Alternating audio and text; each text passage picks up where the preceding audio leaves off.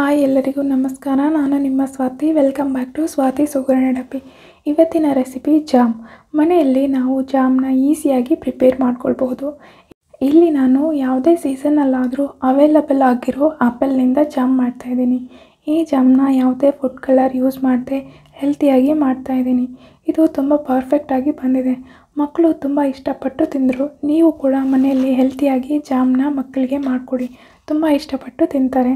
ಮತ್ತು ಲೇಟ್ ಮಾಡದೆ ಪ್ರೊಸೆಸ್ ನೋಡ್ಕೊಂಡು ಬನ್ನಿ. ಆ್ಯಪಲ್ ಜಾಮ್ನ ಮಾಡ್ಕೊಳ್ಳಿಕ್ಕೆ ನಾನಿಲ್ಲಿ 5 ಆ್ಯಪಲ್ನ ತೊಗೊಂಡಿದ್ದೀನಿ.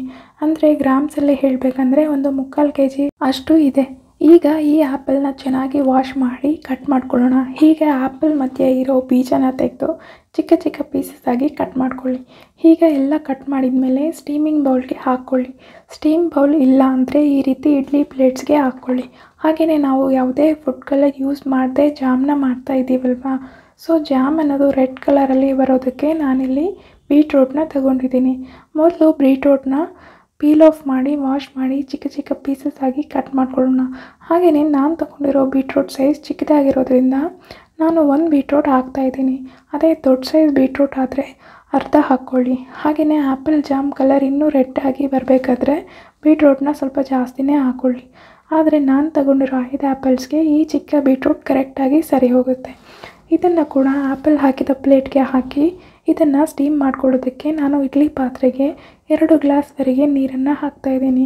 ಈ ರೀತಿ ನೀರು ಹಾಕಿ ನೀರು ಬಾಯ್ಲ್ ಆಗೋಕ್ಕೆ ಸ್ಟಾರ್ಟ್ ಆದಾಗ ಆ್ಯಪಲ್ ಪೀಸಸ್ ಹಾಕಿರೋ ಪ್ಲೇಟ್ನ ಇದರಲ್ಲಿಟ್ಟು ಲಿಡ್ನ ಹಾಕಿ 10 ನಿಮಿಷ ಇದನ್ನು ಸ್ಟೀಮಲ್ಲೇ ಮೀಡಿಯಮ್ ಫ್ಲೇಮಲ್ಲಿ ಬೇಯಿಸ್ಕೊಳ್ಳಿ.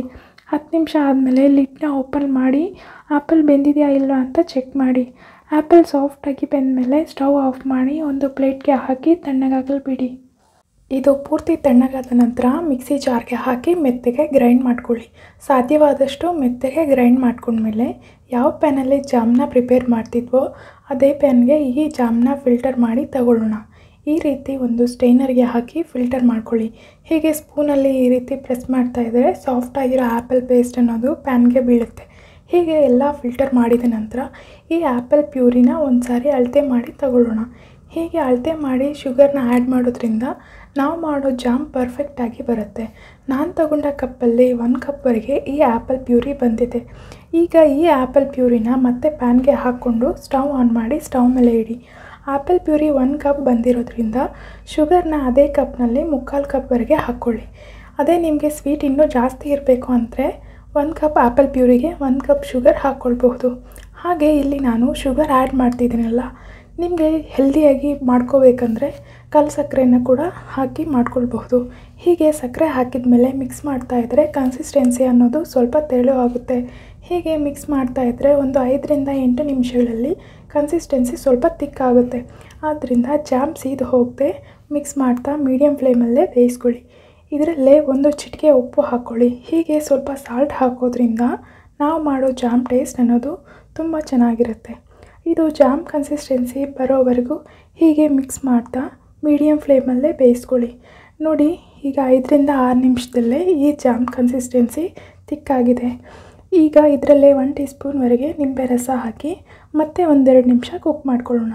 ನಾವು ಮನೆಯಲ್ಲಿ ಮಾಡ್ತಾ ಇರೋದ್ರಿಂದ ಲೆಮನ್ ಜ್ಯೂಸನ್ನ ಹಾಕ್ತಾಯಿದ್ದೀನಿ. ಅದೇ ಹೊರಗಡೆ ಮಾಡೋ ಜಾಮಲ್ಲಿ ಪ್ರಿಸರ್ವೇಟಿವ್ಸ್ನ ಹಾಗೆಯೇ ಲೆಮನ್ ಪ್ಲೇಸಲ್ಲಿ ಸಿಟ್ರಿಕ್ ಆ್ಯಸಿಡ್ನ ಯೂಸ್ ಮಾಡ್ತಾರೆ.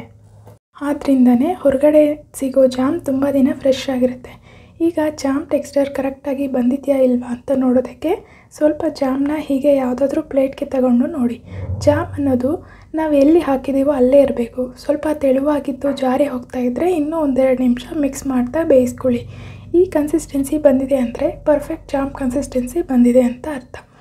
ಈಗ ಸ್ಟವ್ ಆಫ್ ಮಾಡಿಕೊಂಡು ಈ ಜಾಮ್ನ ಪೂರ್ತಿಯಾಗಿ ತಣ್ಣಗಾಗಲು ಬಿಡಿ. ಜಾಮ್ ಪೂರ್ತಿಯಾಗಿ ತಣ್ಣಗಾದ ನಂತರ ಯಾವುದಾದ್ರೂ ಗ್ಲಾಸ್ ಜಾರ್ಗೆ ಹಾಕಿ ಫ್ರಿಡ್ಜಲ್ಲಿ ಸ್ಟೋರ್ ಮಾಡಿಕೊಂಡ್ರೆ 1 ಮಂತ್ವರೆಗೆ ಫ್ರೆಶ್ ಆಗಿರುತ್ತೆ. ಮನೆಯಲ್ಲಿ ಮಕ್ಕಳಿಗೋಸ್ಕರ ಹೀಗೆ ಯಾವುದೇ ಫುಡ್ ಕಲರ್ ಪ್ರಿಸರ್ವೇಟಿವ್ಸ್ ಇಲ್ಲದೆ ಈಸಿಯಾಗಿ ಪ್ರಿಪೇರ್ ಮಾಡ್ಕೊಳ್ಬಹುದು. ಸೊ ಫ್ರೆಂಡ್ಸ್, ನೀವು ಕೂಡ ಜಾಮ್ನ ಹೀಗೆ ಮನೆಯಲ್ಲಿ ಮಾಡಿಕೊಡಿ, ತುಂಬ ಇಷ್ಟಪಟ್ಟು ತಿಂತಾರೆ. ಬ್ರೆಡ್ಗಾದರೂ ಚಪಾತಿಗಾದರೂ ಈ ಜಾಮ್ ತುಂಬ ಅಂದರೆ ತುಂಬ ಚೆನ್ನಾಗಿರುತ್ತೆ. ಅಷ್ಟೇ ಅಲ್ಲದೆ ನಾವು ಕೇಕ್ ಮೇಲೆ ಹಾಕ್ಕೊಂಡು ತಿಂದರೆ ಕೂಡ ತುಂಬಾ ರುಚಿಯಾಗಿರುತ್ತೆ.